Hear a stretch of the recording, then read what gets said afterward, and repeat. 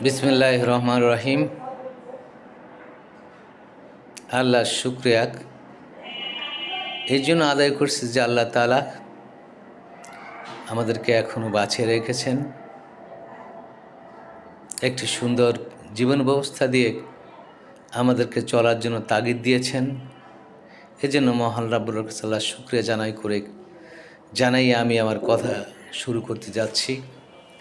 আপনারা ইতিমধ্যে অবগত হয়েছেন যে বিশ্বের মোড়ল সবচেয়ে বেশি ক্ষমতাধর পরাশক্তি আমেরিকা তার সর্ববৃহৎ যুদ্ধজাহাজ আব্রাহাম লিঙ্কন এটা সহ আরও অনেকগুলো যুদ্ধজাহাজ নিয়ে যুদ্ধাস্ত্র সুসজ্জিত করে ইরানের দিকে আগমন করছেন। শুধু আগমন করছে না, ইরানকে পৃথিবী থেকে নিশ্চিহ্ন করার জন্য ঘোষণা দিয়ে এগিয়ে আসছে। ইরান পাল্টা হুমকি দিয়েছে যে ট্রিগারে তাদের হাত রয়েছে। আমেরিকার যতগুলো যুদ্ধজাহাজ, যতগুলো ডিস্ট্রয়ার রয়েছে সবগুলোকে ধূলিসাৎ করে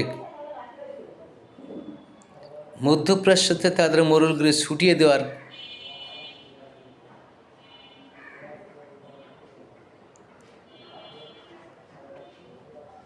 ছুটিয়ে দিবে বলে তারা তাদের ভাষায় প্রকাশ করেছে এবং তারা সেই অনুযায়ী সমস্ত ব্যালিস্টিক ক্ষেপণাস্ত্র, যত ধরনের অস্ত্র রয়েছে সব অস্ত্র নিয়ে তারা অলরেডি প্রস্তুতি গ্রহণ করছে। তারা যুদ্ধ করবে পরাশক্তি আমেরিকার সাথে। আমেরিকার সাথে ইসরায়েল তো রয়েছেই, আরও কিছু মুসলিম দেশ যারা মুসলমান নামধারী, তারা আমেরিকার তল্পি বাহক বলা যায়। তারা আমেরিকার সাথে যোগসাজ করে ইরানকে দুর্বল করার জন্য এক পায়তারা চালাচ্ছে। তো সম্মানিত দর্শক, আপনারা বুঝতে পারছেন যে পৃথিবীর মোড়ল যারা, তাদের জন্য গণতন্ত্র ভাষা এক ধরনের। Abraham Lincoln by the people, for the people, of the people যে গণতন্ত্রের কথা বলেছেন, সেই গণতন্ত্র আমেরিকার জন্য, কিন্তু সব দেশের জন্য by the people, for the people, of the people নয়। আমেরিকার জন্য এক ধরনের গণতন্ত্র, বাংলাদেশের জন্য এক ধরনের গণতন্ত্র, ইউরোপের জন্য এক ধরনের গণতন্ত্র। ওনারা বিভিন্ন উপায়ে গণতন্ত্র সংজ্ঞায়িত করেছেন। তবে সেই সংজ্ঞার ভিতরে একটা কথা প্রণিধানযোগ্য, সেটা হচ্ছে আমেরিকা যেটা চাইবে সেটাই হতে হবে, না হলে ওই গণতন্ত্র টিকবে না। আমরা মিশরে যে মুরসি এখন ক্ষমতায় এসেছিলেন গণভোটের মধ্য দিয়ে, কিন্তু উনি থাকতে পারেননি আমেরিকার কারণে। আমেরিকা গণতন্ত্রের ধ্বজাধারী একটি দেশ, উনি সিকে ক্ষমতায় নিয়ে আসছেন গণভোট ছাড়া, গণতন্ত্র ছাড়া। এমন একটি দেশ, যে দেশ তার বন্ধু হয়েছে তার কোনো শত্রু প্রয়োজন পড়ে না। আমেরিকা নিজেই শত্রু হয়ে দাঁড়ায় একসময়। তো সম্মানিত দর্শক, আমি যে জিনিসটা বলতে চাচ্ছি সেটা হচ্ছে যে আমেরিকার সাথে আরও অনেক দেশই হয়তো এই যুদ্ধে জড়িয়ে যাবে এবং ইরানকে হেনস্থা করার জন্য, সাহায্য করার জন্য তারা সর্বোচ্চ উপায়ে যুদ্ধাস্ত্র নিয়ে, মরণাস্ত্র নিয়ে, যুদ্ধ বিমান নিয়ে তারা হাজির হয়েছে এবং ইরানকে ঘিরে ফেলেছে। তো সম্মানিত দর্শক আমি একটি কথা বলতে চাই, সেটা হচ্ছে ইরান এমন একটি দেশ যে দেশ কখনো পরাজয় বরণ করেনি। ইরান এমন একটি দেশ যে দেশে মানুষ একমাত্র আল্লাহকেই ভয় করে এবং আল্লাহর প্রতি প্রচণ্ড আস্থা রয়েছে এবং তারা মনে করে বিশ্ব ব্রহ্মাণ্ডের মালিক একমাত্র আল্লাহ। যেহেতু ইরান ইসলামিক রাষ্ট্র, সেহেতু তারা এই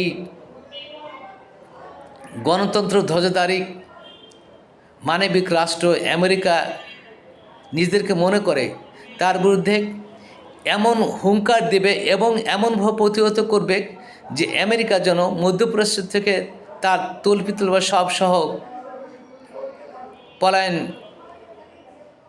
করে এবং মধ্যপ্রাচ্যতে তাদের সমস্ত আধিপত্য লাঘব হয় এবং সমিলে মূলোৎপাটন হয়।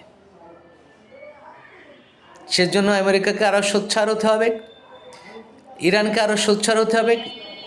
আমেরিকা প্রতিরোধের জন্য এমন সোচ্চার হতে হবে, এমন কৌশল হতে হবে, যেহেতু ইরান আক্রমণ করতে আসছে, সুতরাং প্রতিহত করার দায়িত্ব ইরানের এবং আমি বিশ্বাস করি ইরান প্রতিহত করতে পারবে এবং এই যুদ্ধে জয়ী হতে পারবে এবং প্রাচ্যে একমাত্র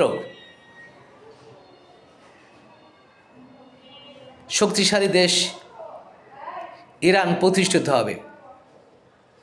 এখানে আরেকটি কথা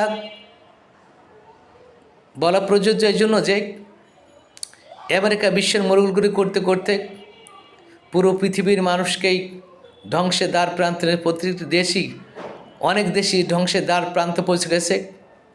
আমেরিকা ইরাককে ধ্বংস করেছে, আমেরিকা আফগানিস্তানকে ধ্বংস করতে এসে লেজ গুটিয়ে পলাই গিয়েছে, আমেরিকা ভিয়েতনামে প্রচণ্ডভাবে মার খেয়ে পলায়ন করে তার নিজ দেশে ফিরে গেছে। তো ইরানে এমন একটা মায়ের প্রয়োজন যেখানে তাদের আধিপত্যকে রহিত হয় এবং আজীবনের জন্য তাদের আধিপত্যবাদের শক্তি বিলোপ সাধন হয়। সেজন্য আমি মনে করব যে চীন যেন ইরানকে উৎপত্তভাবে সহযোগিতা করে, রাশিয়া যেন ইরানকে উৎপত্তভাবে সহযোগিতা করে, যেন তারা কাজগুলো সম্পন্ন করতে পারে এবং বিশ্বের মানচিত্র থেকে ইসরায়েল নামক যে নরক কীট রয়েছে তাদেরকে সমূলে মূলোৎপাটন করে একটি সুন্দর সমাজ গঠন করতে পারে মধ্যপ্রাচ্যে। সেজন্য আল্লাহ তাআলার কাছে সাহায্য কামনা করে এবং ইরান যেন এই যুদ্ধে তীব্র একটা শক্তিশালী দেশ হিসেবে প্রতিষ্ঠিত হয় এবং আমেরিকান লেজ গুটিয়ে পড়া যায়, সেই কামনা করে আমি আমার কথা শেষ করছি। আল্লাহ হাফিজ।